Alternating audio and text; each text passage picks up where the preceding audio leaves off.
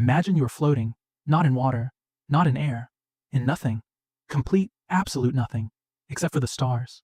Billions of them, scattered across the black like shattered glass, stretching in every direction further than your mind can process. For a moment, it is the most beautiful thing you have ever seen. You feel small, yes, but peaceful. Like standing on a mountaintop and finally understanding how large the world really is. And then you start moving, faster, toward the edge, toward the place where all of this ends. You will never get there, not because of fuel, not because of time, but because the universe itself is running from you, and it is winning. Not because of fuel, not because of time, because the universe itself is running from you, and it is winning. Right now, as you watch this, the most distant galaxies are moving away from us faster than the speed of light.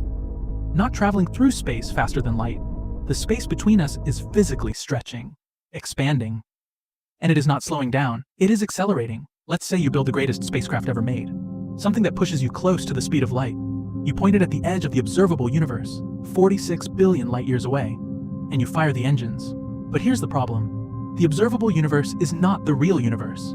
It is just the part whose light has had time to reach us. The actual universe could be infinite, truly, mathematically, never ending. So you are not chasing a wall. You are chasing the horizon of a planet you are standing on. You run toward it. You run forever. You never arrive. And while you're flying, time becomes your enemy. At speeds close to light, time slows down for you. Decades pass on Earth, while only years pass inside your ship. Sounds like an advantage, but it gets worse. The universe has a lifespan.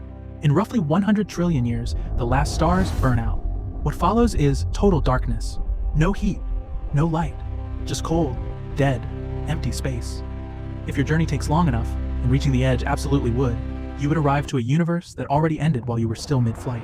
The last warm thing, in a cold, dead cosmos. And underneath all of this, driving the expansion, sealing off the horizons, pulling the universe apart, is something we understand almost nothing about. Dark energy. It makes up 68% of everything in existence. It is embedded in space itself. We cannot touch it, cannot measure it directly, cannot stop it. We just watch its effects. Galaxies accelerating away, the reachable universe shrinking, and give it a name to pretend we understand it. Right now, astronomers believe we have already lost access to 97% of all galaxies that will ever exist. They cross the horizon. They are not destroyed. They are just gone, forever, sealed off by physics itself. And that number keeps growing, every second, every day, silently. So you float there, engines burning, stars all around you. And you realize something that no technology will ever fix, that no future civilization will ever solve.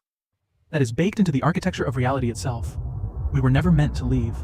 Not by any god, not by any plan, but by the physics, by the geometry of a universe that started expanding the moment it was born and has never once slowed down for anything. Not for life, not for intelligence, not for the small, desperate species on a pale blue rock who looked up at the dark and dared to ask, what is out there? The universe is not a mystery waiting to be solved. It is a door that is closing. It has always been closing, and the edge will never feel our footstep.